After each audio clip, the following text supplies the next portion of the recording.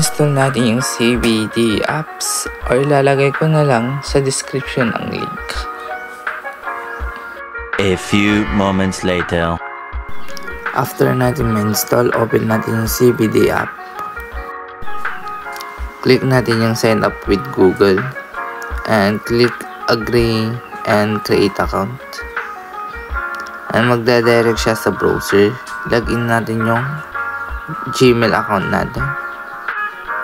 And after natin malogin, type natin yung full name natin. Click next and birthday. Next lang natin and start earning. And makikita natin ang ating dashboard. Click natin yung enter referral code. Kung meron ka ng code, enter your code and click confirm. O ilalagay ko na lang sa description yung code.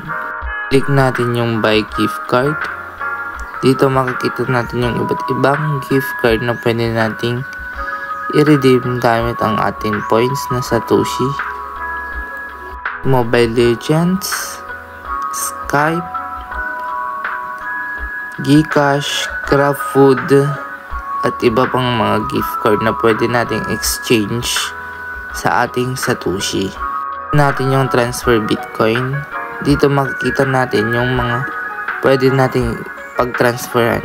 Cash App, Coinbase, Karkin, at iba pa. Click natin yung games and dito may recommend sila na pwede tayong mag-earn ng Satoshi sa paglalaro lang. Yan yung games na pwede natin install at mag-earn ng Satoshi. And click natin yung earn and dito natin makita yung invite code natin